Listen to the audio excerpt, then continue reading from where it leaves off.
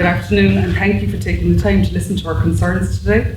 My name is Vivienne and I've come today from Glanfia, Mogeely, County Cork, where we were flooded by rainwater on the 18th of October 2023.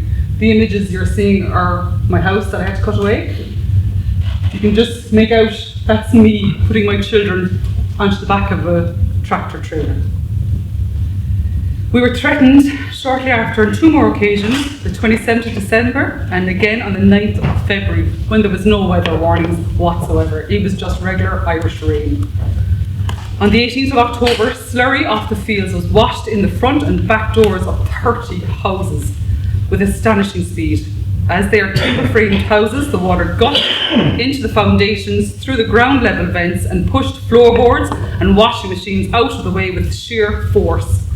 My children, aged 9 and 7, were homesick with me and got trapped in the house due to the floorboards popping and blocking our escape. The rain didn't stop and the water kept rising. By 2 p.m, it was painfully clear that we were alone. My husband made it home shortly after, and between us we evacuated our children out the sitting room window and carried them out on our backs through waist-high filth to a waiting tractor. We slept in the van the first 3 nights while we worked cutting away everything, including the walls. We were head to toe in mud for the following few weeks and completely devastated. We had no flood cover and were so grateful to hear of the humanitarian fund being offered by the government. While we were on our knees in the midst of rubble and in complete shock, we were asked to prove that we were flooded, fill in a 9-page document and add in an itemised account of what was lost. We had to provide payslips, bank statements, along with credit union accounts, proof of address, and insurance refusal letter. All this without electricity, internet, or access to any IT equipment. Weeks passed, and we were then told that now we had to go and get 2 builder quotes and sign a form to allow an assessor come to our home.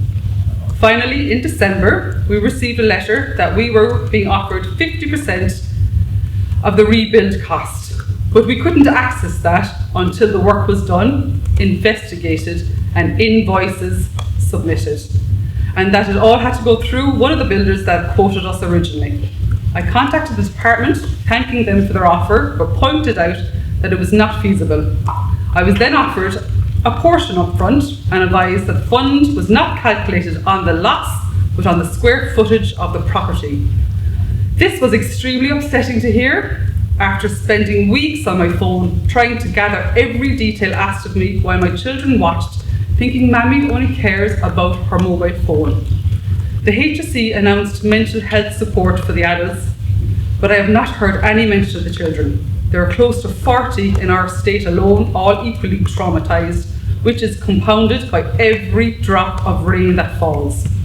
As a community, we have proposed a simple mitigation plan which would see excess water held in fields and responsibly released across the road to the Dail River when it is safe to do so. I am asking you to look at this as a viable and strong contender to protect the wider community now and not wait the 10-15 years for tranche 2. The landowner agrees, has the expertise to carry out this work, and he also has access to the machinery. But he needs the acknowledgement from the relevant agencies such as OPW and the permission to do it. I am asking you today to intervene for the people of Mogeely and Castlemartyr and save our lives now. I am offering you a value for money proposal, so next time the clean-up doesn't come close to the 55 million that it has today. Thank you.